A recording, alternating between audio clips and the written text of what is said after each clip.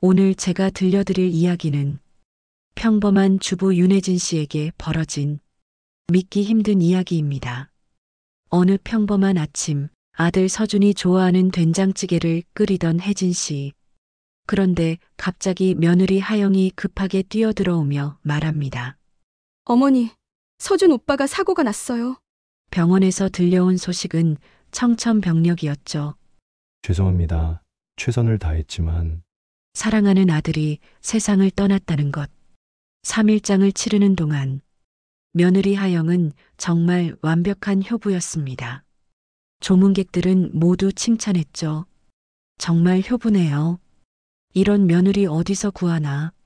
하지만 혜진 씨는 뭔가 이상함을 느꼈어요. 하영의 슬픔이 어딘지 연기 같다는 생각이 들었거든요. 그리고 장례를 마친 지 사흘 후 밤 11시 현관문에서 열쇠 돌아가는 소리가 들렸습니다. 문이 열리고 믿을 수 없는 일이 벌어졌어요. 엄마, 그 목소리는 분명히 죽었다던 아들 서준의 것이었습니다.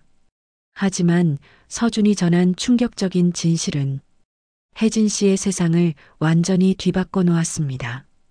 엄마, 저는 죽지 않았어요. 하영이가 저를 죽이려고 했어요. 그렇습니다. 완벽한 며느리라고 생각했던 하영은 사실 연쇄살인 보험 사기범이었던 것입니다. 과연 혜진 씨는 어떻게 이 끔찍한 진실을 밝혀냈을까요? 그리고 하영의 정체가 드러나는 순간 법정에서 벌어진 그 충격적인 장면은 무엇이었을까요? 오늘의 이야기 시작합니다.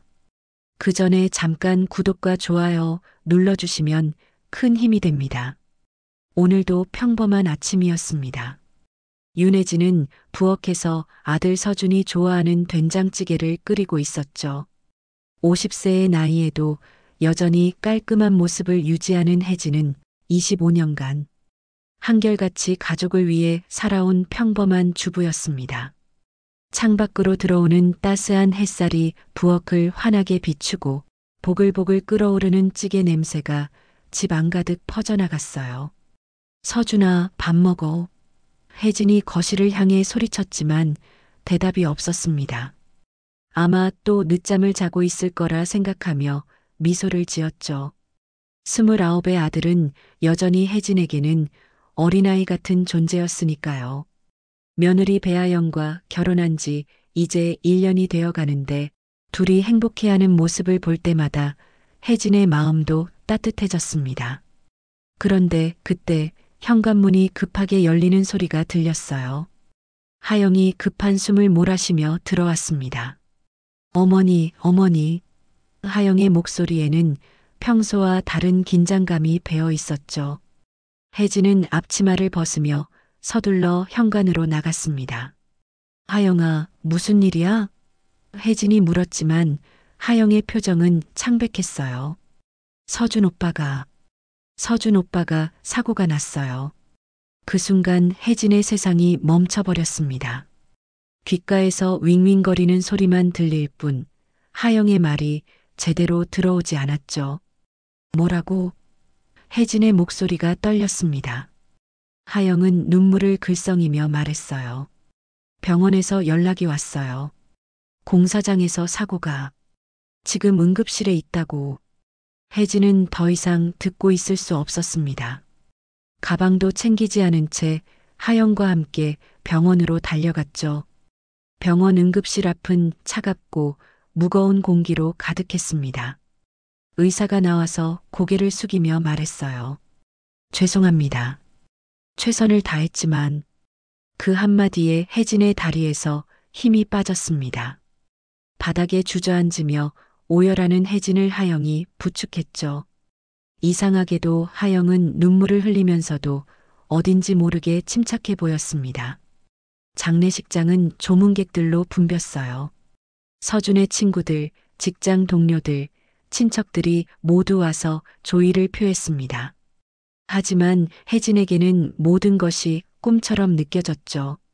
하얀 시트에 덮여 있는 아들의 모습, 향 냄새, 사람들의 수군거림. 모든 것이 비현실적이었습니다. 어머니, 많이 드세요. 하영이 혜진에게 죽을 떠주었어요. 하지만 혜진은 목구멍으로 넘어가지 않았습니다. 그런 혜진을 보며 하영은 안타까운 표정을 지었지만 어딘지 모르게 그 눈빛에는 다른 감정이 스쳐 지나가는 것 같았어요. 혜진은 그 순간을 포착했지만 슬픔에 잠겨 있어서 깊게 생각하지는 못했습니다. 3일장을 치르는 동안 하영은 정말 완벽한 며느리였어요. 조문객 응대부터 음식 준비까지 모든 것을 척척 해냈습니다. 사람들은 하영을 칭찬했죠. 정말 효부네요. 이런 며느리 어디서 구하나. 하지만 혜진에게는 뭔가 어색한 느낌이 계속 남아 있었습니다. 하영의 슬픔이 어딘지 연기 같다는 생각이 들었거든요. 장례를 마친 지 사흘이 지났습니다. 혜진은 아직도 아들의 죽음을 받아들일 수 없었어요. 서준의 방문 앞에 서서 문고리를 잡았다 놓기를 반복했습니다. 문을 열면 아들이 없다는 현실을 다시 한번 확인해야 하니까요. 집안은 너무나 조용했고 평소 서준이 좋아하던 커피 향도 더 이상 나지 않았습니다. 하영은 장례 이후 친정에 가 있다고 했어요. 어머니, 며칠 친정에서 지낼게요. 너무 힘들어서. 하영의 말은 당연해 보였지만 혜진에게는 왠지 모르게 석연치 않았습니다. 아들을 잃은 시어머니를 혼자 두고 가는 게 맞을까 싶었거든요. 밤이 되자 집은 더욱 적막했습니다. 혜진은 거실 소파에 앉아 멍하니 텔레비전을 바라보고 있었어요. 화면에서는 무슨 프로그램이 나오고 있었지만 내용은 전혀 들어오지 않았습니다. 그저 소리만 있으면 외롭지 않을 것 같아서 켜둔 것뿐이었죠. 시계는 밤 11시를 가리키고 있었습니다. 혜진은 서준이 생전에 즐겨 마시던 우유를 냉장고에서 꺼내 데우기 시작했어요. 습관처럼 2잔을 준비하다가 깨달았습니다. 이제는 혼자라는 것을. 한 잔은 다시 찬장에 넣고 따뜻한 우유를 들고 거실로 돌아왔죠. 그런데 그때였습니다. 현관문에서 열쇠 돌아가는 소리가 들렸어요. 혜진은 깜짝 놀라 컵을 놓쳤고 우유가 바닥에 쏟아졌습니다. 하영이 돌아온 건가 싶어 현관을 바라봤는데 문이 천천히 열리더니 믿을 수 없는 일이 벌어졌어요. 엄마. 그 목소리는 분명히 서준의 것이었습니다. 혜진은 눈을 비비고 또 비빌 수밖에 없었어요. 죽었다고 생각했던 아들이 거기 서 있었거든요. 키 큰 체구, 다정한 눈빛, 그리고 혜진만 알고 있는 작은 흉터까지. 모든 것이 서준 그 자체였습니다. 서준아? 혜진의 목소리는 떨렸어요. 엄마, 저예요. 서준이에요. 서준이 조심스럽게 다가왔습니다. 혜진은 아들의 손을 잡았어요. 차갑지 않았습니다. 따뜻한 체온이 느껴졌죠. 꿈이 아니었어요. 정말로 아들이 살아서 돌아온 거였습니다. 어떻게 이럴 수가. 혜진은 서준을 끌어안으며 울기 시작했어요. 서준도 어머니를 꼭 안으며 말했습니다. 엄마, 미안해요. 정말 미안해요. 걱정 많이 하셨죠? 혜진은 대답할 수 없었어요. 기쁨과 혼란이 동시에 밀려왔거든요. 한참을 울고 나서야 혜진은 정신을 차릴 수 있었습니다. 서준아, 도대체 무슨 일이야? 병원에서는 죽었다고 했는데. 서준의 표정이 어두워졌어요. 엄마, 앉으세요. 말씀드릴 게 있어요. 서준은 혜진을 소파에 앉혔습니다. 엄마, 저는 죽지 않았어요. 하영이가 저를 죽이려고 했어요. 서준의 말에 혜진은 충격을 받았습니다. 뭐라고? 하영이가? 서준은 고개를 끄덕였어요. 믿기 어려우시겠지만 하영이는 저를 도구로 약하게 만들고 죽음을 조작했어요. 다행히 저는 간신히 살아났지만요. 혜진은 머리가 어지러웠습니다. 며느리가 아들을 죽이려 했다니 말도 안 되는 소리였어요. 하지만 서준이 거짓말을 할 리 없었습니다. 그럼 장례식은 뭐였어? 관 속에는 누가? 가짜였어요, 엄마. 하영이가 모든 걸 조작한 거예요. 서준의 목소리에는 분노와 슬픔이 섞여 있었습니다. 왜 하영이가 그런 짓을? 혜진이 떨리는 목소리로 물었어요. 서준은 잠시 망설이다가 말했습니다. 보험금 때문인 것 같아요, 엄마. 그리고 이게 처음이 아닐 수도 있어요. 그 말에 혜진은 더욱 충격을 받았습니다. 자신이 그토록 좋아했던 며느리가 연쇄살인마라니. 밤은 깊어갔지만 두 모자는 잠들 수 없었어요. 너무나 많은 것들이 밝혀져야 했고 하영의 정체를 파헤쳐야 했습니다. 혜진은 아들을 되찾은 기쁨보다는 배신감과 분노가 더 컸어요. 그동안 자신을 속인 하영이 용서할 수 없었거든요. 새벽이 밝아오자 혜진과 서준은 본격적인 대화를 시작했습니다. 서준은 어머니에게 그날의 일을 자세히 설명하기 시작했어요. 엄마, 그날 아침 하영이가 커피를 타줬어요. 평소와 다르게 쓴맛이 났는데 그냥 원두가 바뀐 줄 알았죠.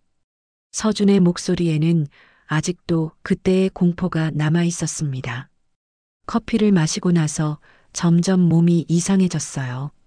어지럽고 구토가 나고 하영이는 감기 몸살이라고 하며 병원에 가자고 했죠.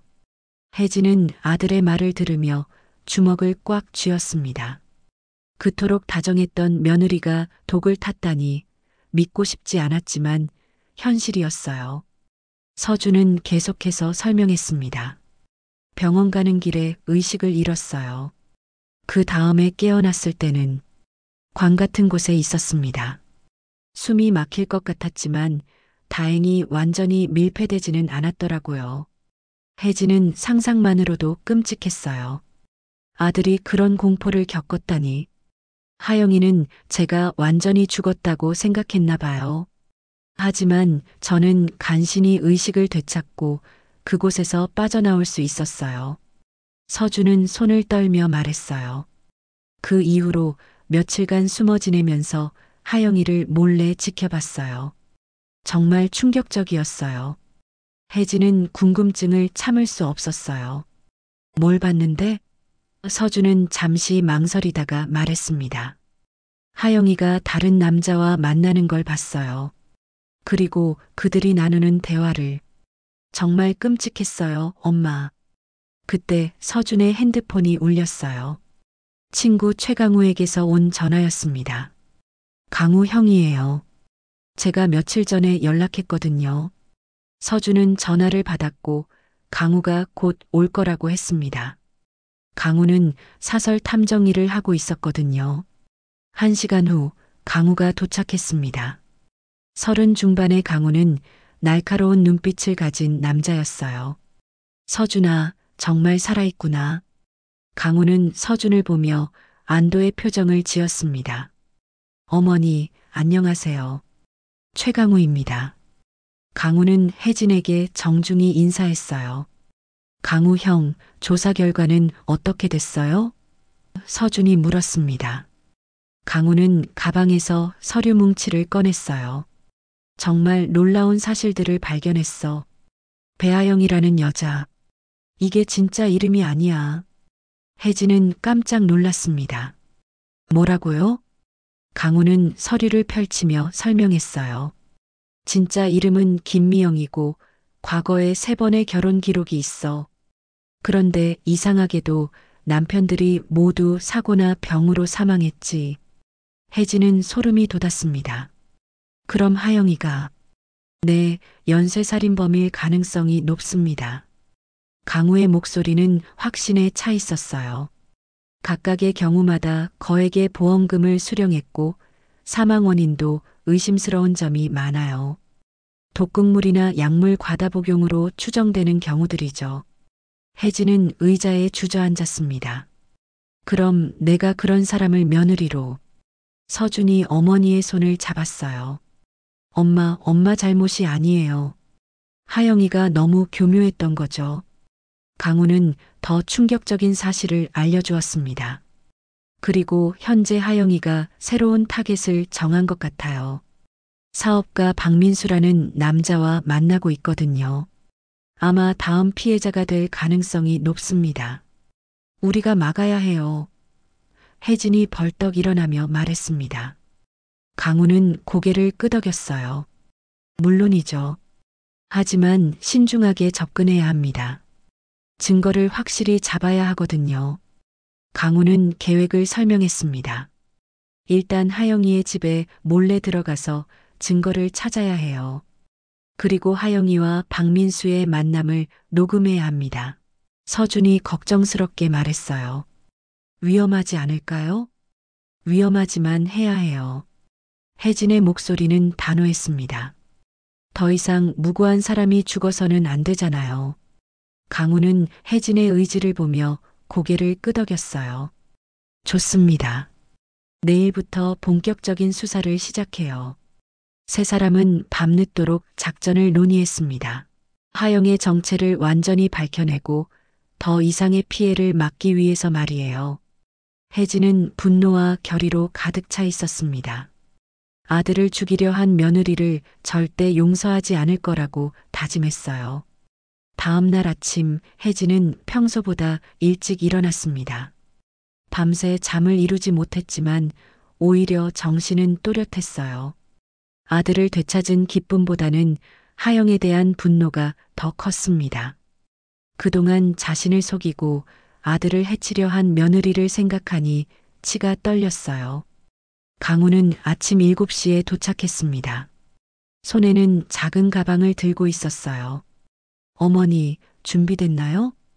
강우의 목소리는 진지했습니다. 혜진은 고개를 끄덕였죠. 언제든지 준비됐어요. 오늘은 하영이 집에 몰래 들어가서 증거를 찾아야 합니다. 강우가 가방에서 작은 녹음기와 카메라를 꺼냈어요. 이걸 적당한 곳에 설치해야 해요. 하영이의 전화 통화나 누군가와의 대화를 녹음할 수 있을 겁니다.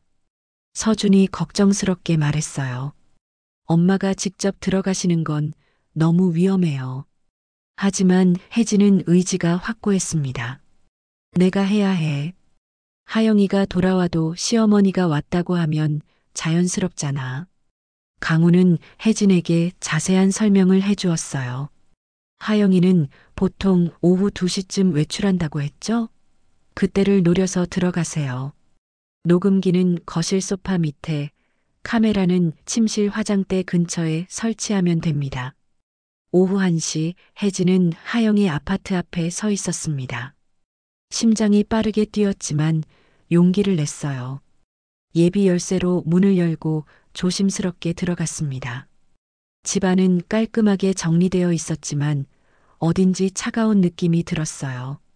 거실 소파 밑에 녹음기를 설치하고 침실로 향했습니다. 화장대 서랍을 열어보니 여러 가지 약품들이 있었어요. 이름을 알 수 없는 외국산 약들, 그리고 의심스러운 액체들. 혜진은 서둘러 사진을 찍었습니다. 그런데 그때 현관문이 열리는 소리가 들렸어요. 하영이 예상보다 일찍 돌아온 거였습니다. 혜진은 당황했지만 침착하게 카메라를 설치하고 서둘러 거실로 나왔어요. 어머니, 어떻게 여기에? 하영이 놀란 표정으로 물었습니다. 혜진은 최대한 자연스럽게 대답했어요. 하영아, 너무 보고 싶어서 왔어. 혼자 있으니까 외롭더라고. 하영은 어색한 미소를 지으며 말했습니다. 그러셨구나요. 미리 연락 주시지. 갑자기 생각나서 그냥 왔어. 괜찮지? 혜진이 대답했어요. 하영은 별 수 없다는 듯 고개를 끄덕였습니다. 어머니, 차 한 잔 드릴까요? 하영이 부엌으로 향하며 말했어요. 혜진은 마음속으로 긴장했습니다. 혹시 또 독을 탈까 봐서요. 아니야, 괜찮어. 나는 그냥 너 얼굴만 보면 돼. 하영과 대화를 나누면서 혜진은 며느리를 자세하게 관찰했어요. 예전에는 눈치채지 못했던 것들이 보이기 시작했습니다. 웃을 때 눈이 웃지 않는다는 것, 대화할 때 시선을 자주 피한다는 것 말이에요. 하영아, 요즘 어떻게 지내니? 힘들지? 혜진이 물었어요.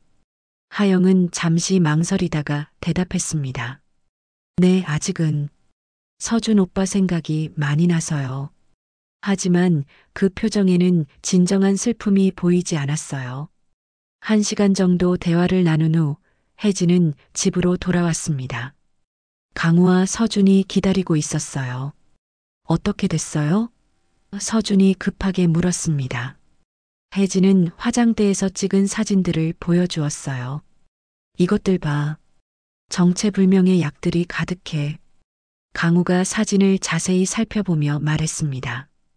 이건 수면제고, 이건 심장에 영향을 주는 약물이네요. 일반인이 구하기 어려운 것들이에요. 그때 혜진의 핸드폰이 울렸어요. 하영에게서 온 전화였습니다. 어머니, 오늘 오셔서 감사했어요. 그런데 혹시 거실에서 뭔가 떨어뜨리신 건 없으세요? 혜진은 심장이 쿵 떨어지는 것을 느꼈어요. 아니야, 왜? 혜진이 최대한 자연스럽게 대답했습니다.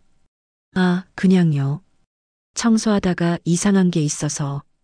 하영의 목소리에는 의심이 섞여 있었어요. 전화를 끊고 나서 강우가 말했습니다. 녹음기를 발견했을 수도 있어요. 조심해야 합니다. 혜진은 걱정스러웠지만 이미 시작한 일이었어요. 물러설 수는 없었습니다. 그날 밤 설치해둔 카메라를 통해 충격적인 장면을 목격했습니다. 하영이 누군가와 전화통화를 하고 있었어요. 이번에는 확실하게 해야 해. 약은 해외에서 구했으니까 추적 불가능할 거야. 그 잔혹한 대화 내용에 혜진은 소름이 돋았습니다. 그날 밤 녹음된 하영의 전화통화는 결정적인 증거였습니다. 혜진과 서준, 강우는 모니터 앞에 모여 앉아 그 끔찍한 내용을 반복해서 들었어요. 박민수 씨 보험금이 5억이니까 이번이 마지막이 될 것 같아. 그 다음엔 해외로 나갈 거야. 하영의 목소리는 냉정했고 계산적이었습니다. 강우는 즉시 경찰서에 연락했어요. 박 형사님, 저강우입니다. 급한 사건이 있어서 연락드렸어요. 강우와 친분이 있는 박 형사는 강우의 설명을 듣고 놀라움을 금치 못했습니다. 연쇄살인범이라고? 정말 확실한 거야? 네, 증거도 충분히 있고요. 지금 당장 움직이지 않으면 또 다른 피해자가 생길 수 있어요. 강우의 목소리는 절박했습니다. 박 형사는 잠시 생각하더니 말했어요. 알겠어. 일단 만나자. 증거들을 가지고 와. 다음 날 오전 경찰서에서 회의가 열렸습니다. 혜진과 서준도 함께 참석했어요. 박 형사는 제출된 증거들을 꼼꼼히 살펴보았습니다. 녹음 파일, 사진 자료, 그리고 과거 남편들의 사망 기록. 충분히 수사할 만하네요. 하지만 현행범으로 체포하려면 독극물을 실제로 사용하는 순간을 잡아야 해요. 박 형사가 설명했습니다. 강우는 고개를 끄덕였어요. 그래서 함정을 제안하고 싶어요. 하영이가 박민수 씨를 만나는 자리를 미리 파악해서 현장을 잡는 거죠. 계획은 치밀했습니다. 하영이 자주 이용하는 호텔 레스토랑에 미리 잠복해 있다가 독극물을 건네거나 사용하려는 순간 체포하는 것이었어요. 혜진은 불안했지만 동시에 기대감도 있었습니다. 드디어 아들을 해치려 한 며느리에게 복수할 수 있는 기회였거든요. 이틀 후 작전이 실행되었습니다. 하영은 예상대로 호텔 레스토랑에서 박민수와 만났어요. 멀리서 지켜보던 혜진은 하영의 모습을 보며 치가 떨렸습니다. 여전히 우아하고 아름다운 모습으로 다음 피해자를 유혹하고 있었거든요. 여보, 이 와인 어때요? 특별히 준비한 거예요. 하영이 박민수에게 와인잔을 건네며 말했습니다. 그 와인잔 안에는 분명히 독극물이 들어있을 거였어요. 박민수가 잔을 입에 가져가려는 순간 경찰들이 일제히 나타났습니다. 경찰이에요. 손들어요. 박 형사의 외침에 레스토랑이 순식간에 혼란에 빠졌어요. 하영은 순간 당황했지만 금세 침착함을 되찾으려 했습니다. 무슨 일이세요? 저희는 그냥 식사하고 있었는데. 그런데 그때 뒤에서 익숙한 목소리가 들렸어요. 놀랐어? 내가 살아있어서. 하영이 뒤를 돌아보니 서준이 서 있었습니다. 하영의 얼굴이 새하얗게 질렸어요. 분명히 죽였다고 생각했던 남편이 멀쩡하게 살아서 나타난 거였습니다. 서준 오빠? 하영의 목소리가 떨렸어요. 어떻게? 당신은 죽었는데. 서준은 차가운 눈빛으로 하영을 바라보며 말했습니다. 내가 죽이려고 했지만 실패했어. 이제 모든 게 끝났어. 박 형사가 하영을 체포하려는 순간 하영이 갑자기 와인병을 집어들었어요. 비켜요. 모두 비켜. 하영이 와인병을 휘두르며 소리쳤습니다. 하지만 이미 포위된 상황에서 도망칠 곳은 없었어요. 배아영, 아니 김미영 씨. 보험 사기 및 살인 미수 혐의로 체포합니다. 박 형사가 수갑을 채우며 말했어요. 하영은 마지막까지 억울하다고 소리쳤지만 이미 증거는 충분했습니다. 체포 현장을 지켜보던 혜진은 복잡한 심정이었어요. 분노와 안도감이 동시에 밀려왔습니다. 드디어 끝났구나. 혜진이 중얼거렸어요. 서준이 어머니의 어깨에 손을 올리며 말했습니다. 네, 엄마. 이제 정말 끝났어요. 박민수는 충격에 빠져 있었어요. 자신이 죽을 뻔했다는 사실을 깨닫고 경찰들에게 감사 인사를 했습니다. 정말 감사합니다. 조금만 늦었으면. 박 형사는 고개를 끄덕이며 말했어요. 다행히 신고가 빨라서 큰 사고를 막을 수 있었습니다. 하영이 경찰차에 태워져 가는 모습을 보며 혜진은 생각했어요. 그토록 믿었던 며느리가 이런 끔찍한 사람이었다니. 하지만 이제는 아들과 함께 평범한 일상으로 돌아갈 수 있을 거라는 희망이 생겼습니다. 하영이 체포된 후 본격적인 수사가 시작되었습니다. 경찰서 조사실에서 하영은 여전히 자신의 무죄를 주장하고 있었어요. 저는 아무것도 안 했어요. 서준 오빠를 사랑했는데 왜 해치겠어요? 하지만 박 형사 앞에는 이미 결정적인 증거들이 쌓여 있었습니다. 김미영 씨, 아니 배아영 씨라고 해야 하나요? 박 형사가 서류를 펼치며 말했어요. 당신의 진짜 신분을 이미 파악했습니다. 과거 3번의 결혼, 그리고 3명의 남편 모두 의문사했죠. 하영의 얼굴이 굳어졌어요. 더 이상 변명할 여지가 없다는 것을 깨달았거든요. 증거가 뭐가 있는데요? 하영이 마지막까지 버텼지만 박 형사는 차근차근 증거를 제시했습니다. 첫째, 당신 집에서 발견된 독극물들.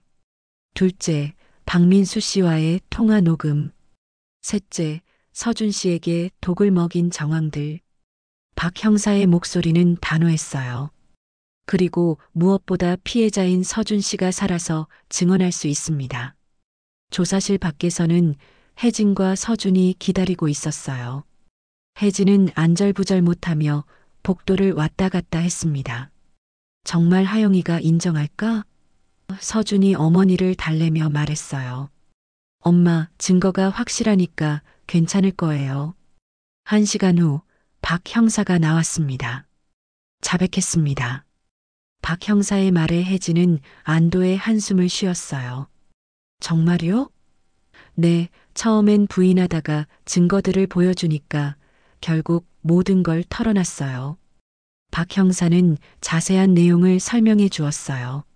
하영이는 대학 시절부터 이런 계획을 세웠다고 해요.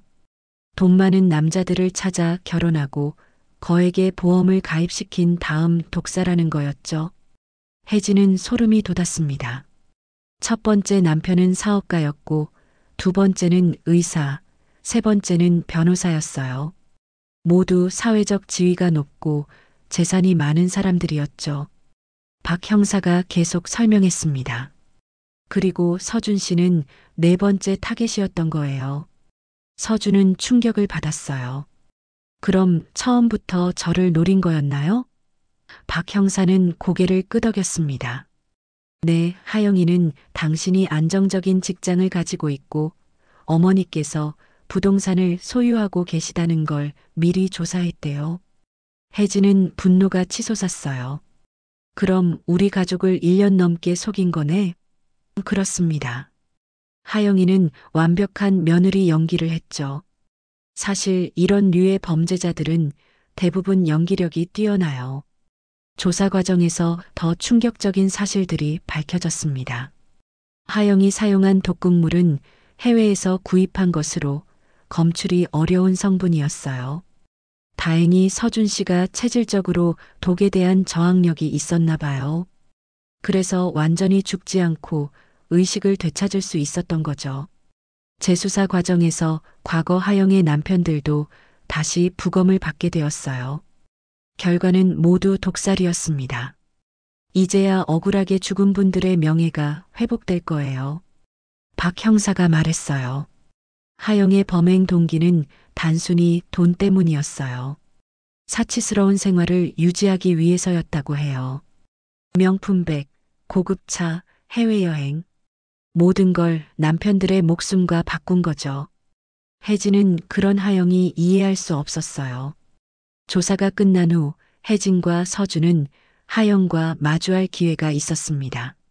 수갑을 찬 하영은 더 이상 예전의 우아한 모습이 아니었어요. 어머니, 정말 미안해요. 하영이 고개를 숙이며 말했지만 혜진은 돌아서 버렸습니다. 미안하다고 해서 용서될 일이 아니야. 혜진의 목소리는 차갑했어요. 내가 우리 가족에게 한 일을 생각하면 절대 용서할 수 없어. 서준도 하영을 바라보며 말했어요. 당신 때문에 엄마가 얼마나 고생하셨는지 알아? 하영은 눈물을 흘리며 말했어요. 정말 사랑했어요, 오빠를. 처음엔 돈 때문이었지만. 거짓말하지 마. 서준이 차갑게 말했어요. 당신에게 사랑이라는 감정 따위는 없잖아. 결국 하영은 법정에 서게 되었고 여러 건의 살인 혐의로 기소되었습니다. 언론에서도 이 사건을 크게 보도했어요. 연쇄살인 보험사기범 검거 가면을 쓴 며느리의 정체 같은 제목들이 신문 헤드라인을 장식했습니다. 혜진은 이 모든 과정을 지켜보며 많은 것을 느꼈어요. 사람을 겉모습만으로 판단해서는 안 된다는 것, 그리고 가족의 소중함을 다시 한번 깨달았습니다. 무엇보다 아들을 되찾았다는 기쁨이 가장 컸어요. 하영의 재판이 시작된 날, 법정은 기자들과 방청객들로 가득 찼습니다. 혜진과 서준은 증인석에 앉아 긴장한 채로 재판 시작을 기다리고 있었어요. 엄마, 괜찮으세요? 서준이 어머니의 손을 꼭 잡으며 물었습니다. 혜진은 떨리는 목소리로 대답했어요.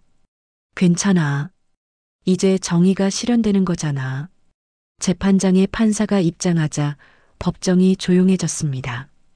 피고인 김미영, 일명 배아영의 연쇄살인 및 보험사기 사건을 개정합니다. 판사의 엄숙한 목소리가 법정에 울려 퍼졌어요.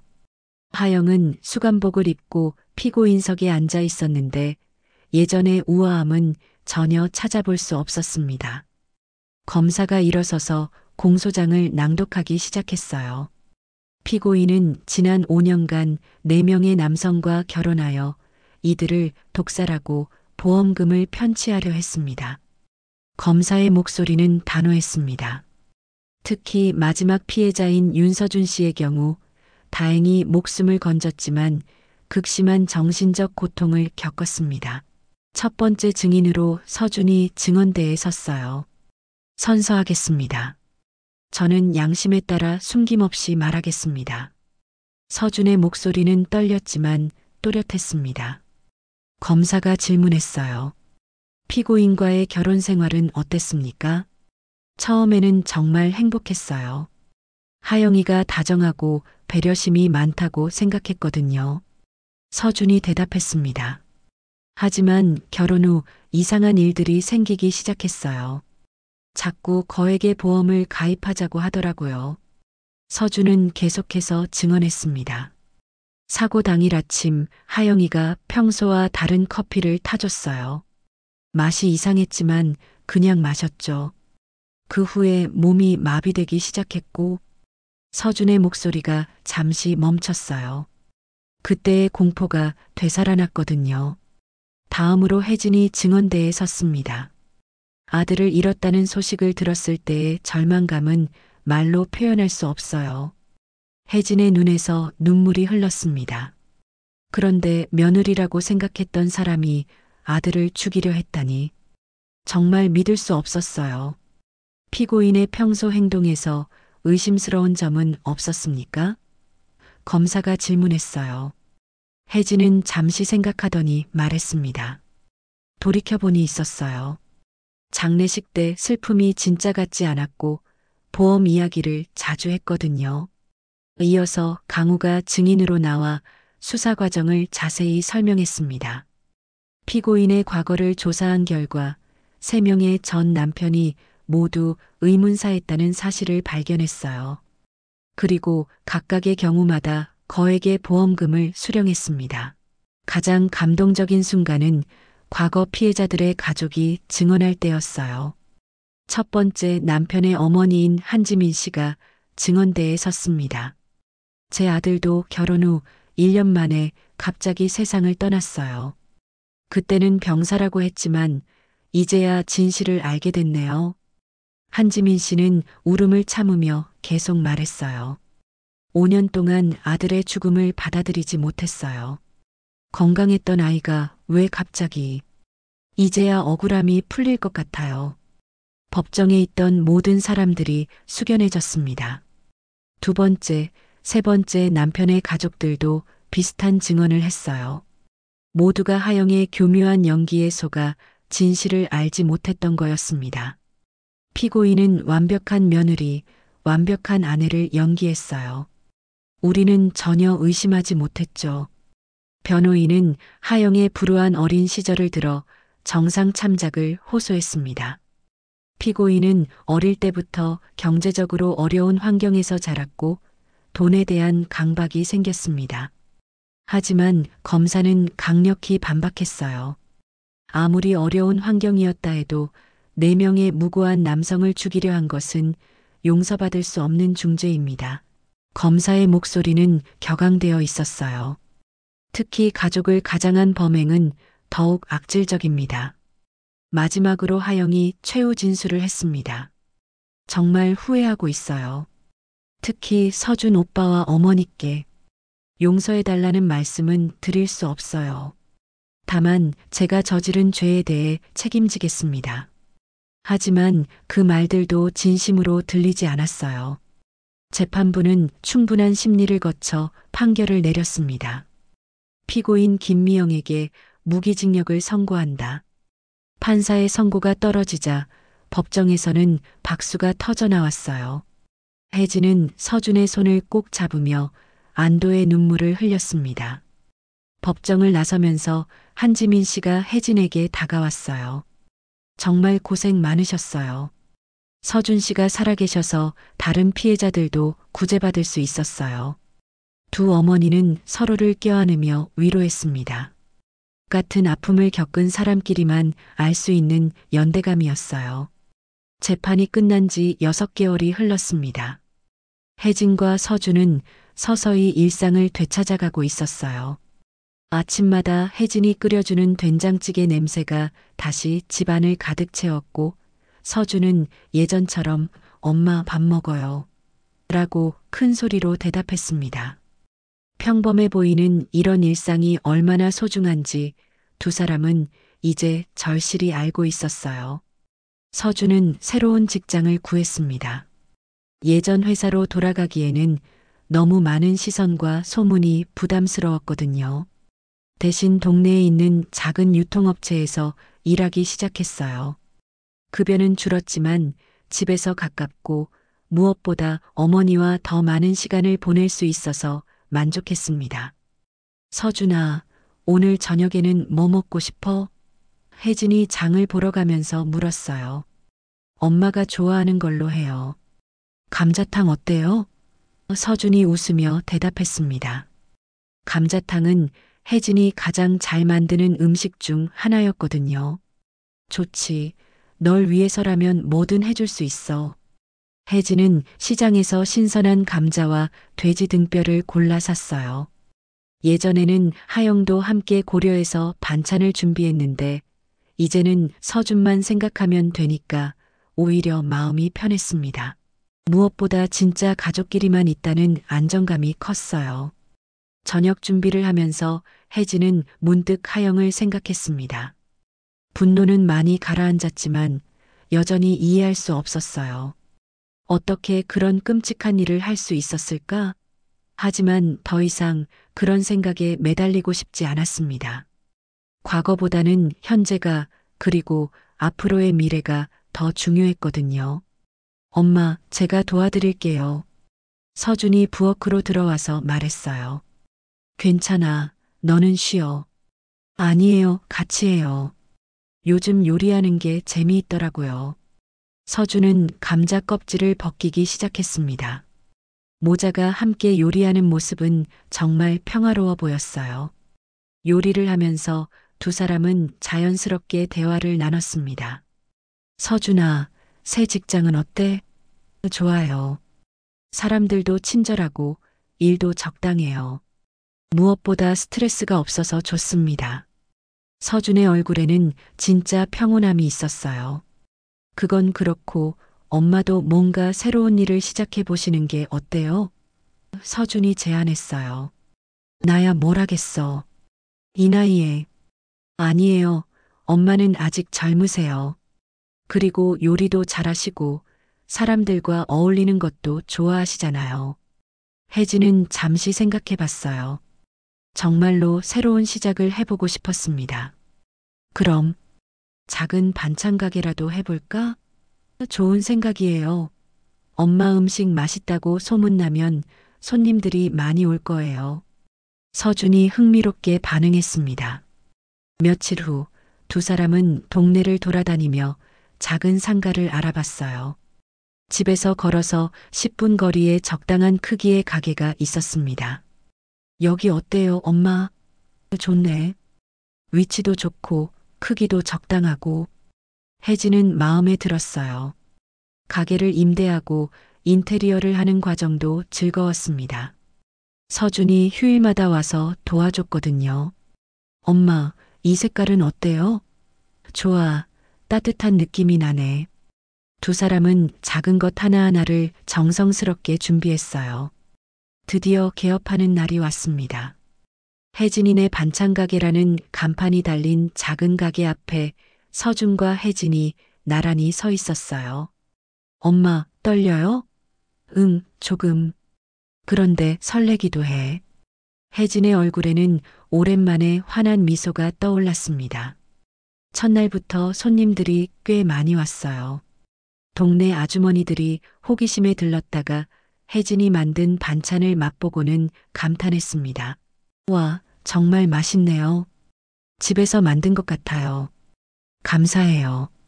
정성껏 만들었거든요. 혜진은 뿌듯했어요. 저녁에 집으로 돌아온 혜진에게 서준이 물었어요. 엄마, 첫날 어땠어요? 생각보다 좋았어. 사람들이 맛있다고 하니까 기분이 좋더라고. 다행이네요. 엄마가 행복해 보여서 저도 기뻐요. 시간이 더 흘러 1년이 지났습니다. 혜진의 반찬 가게는 동네에서 유명해졌어요. 단골 손님들이 생겼고 서준도 가끔 가게 일을 도왔습니다. 두 사람의 생활은 완전히 안정되었어요. 어느 저녁 감자탕을 먹으면서 서준이 말했어요. 엄마, 정말 평범한 게 제일 좋은 것 같아요. 그래, 평범한 게 최고야. 우리는 이제 정말 행복하게 살 수 있을 거야. 혜진이 대답했습니다. 창밖으로는 따스한 석양빛이 들어오고 있었어요. 모자는 서로를 바라보며 미소 지었습니다. 힘들었던 시간들을 이겨내고 마침내 찾은 진짜 평화였습니다. 평범하지만 소중한 일상, 서로를 지켜주는 가족의 사랑. 그것이 혜진과 서준에게는 세상에서 가장 큰 행복이었어요. 앞으로도 이런 평범한 하루하루가 계속되기를 두 사람은 간절히 바랐습니다. 더 이상 누구도 이들의 평화로운 일상을 위협할 수 없을 거라고 믿으면서 말이에요. 오늘도 귀한 시간 내어 끝까지 시청해주신 구독자 여러분 진심으로 감사드립니다. 오늘의 이야기가 마음을 울렸다면 구독과 좋아요, 댓글 부탁드립니다.